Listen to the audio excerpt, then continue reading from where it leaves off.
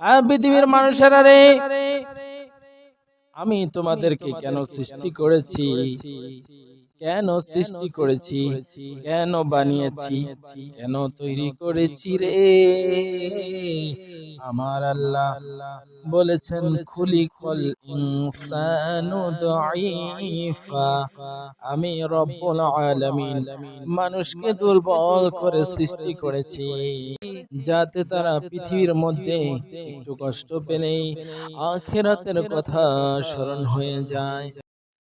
আমরা আজকে জানবো আমাদেরকে কেন দুনিয়াতে পাঠানো হয়েছে। এক কথায় আমরা জানবো, আল্লাহ রাব্বুল আলামিন রূহের জগতে আমাদেরকে বলেছিলেন, আলাস্তু বিরাব্বিকুম, আমি কি তোমাদের প্রভু নই? তখন সর্বপ্রথম উত্তর দিয়েছিল আমাদের নবীজি, অলু বালা। আমার নবী সমস্ত উম্মতকে নিয়ে বলেছিলেন, বালা, হ্যাঁ আপনি আমাদের প্রভু।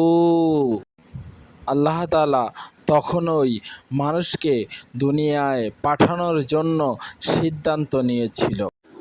আমরা জানব মানুষকে কেন সৃষ্টি করেছেন, পরীক্ষা করার জন্য সৃষ্টি করেছেন, পরখ করার জন্য। যেমন একটা স্বর্ণকে আগুনের মধ্যে দিয়ে খাঁটি স্বর্ণে পরিণত করা হয়, তেমনি ভাবে স্বর্ণ জ্বলে পুড়ে ছারখার হয়ে পুড়ে পুড়ে খাঁটি সোনা হয়ে যায়।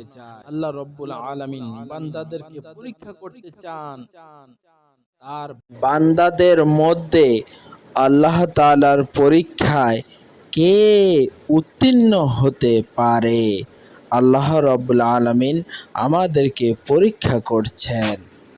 গত রাতে ইউটিউবে দেখেছিলাম, এক ব্যক্তি, এক বয়স্ক মুরব্বী লোক বলেছিল, যদি আল্লাহ তাআলার অস্তিত্ব থাকতো তো তাহলে গরিবদের উপর এত অত্যাচার করত না।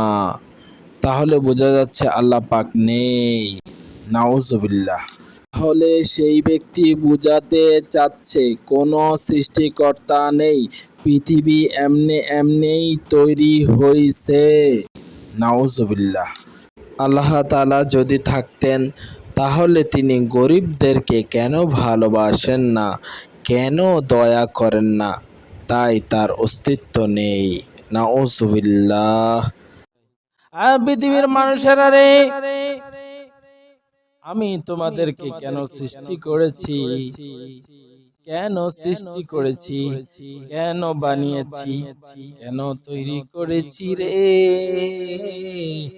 আমার আল্লাহ বলেছেন, খুলিকাল ইনসানু দাঈফা, আমি রব্বুল আলামিন মানুষকে দুর্বল করে সৃষ্টি করেছি, মানুষকে দুর্বল করে সৃষ্টি করেছি, যাতে তারা পৃথিবীর মধ্যে একটু কষ্ট পেলেই আখিরাতের কথা স্মরণ হয়ে যায়।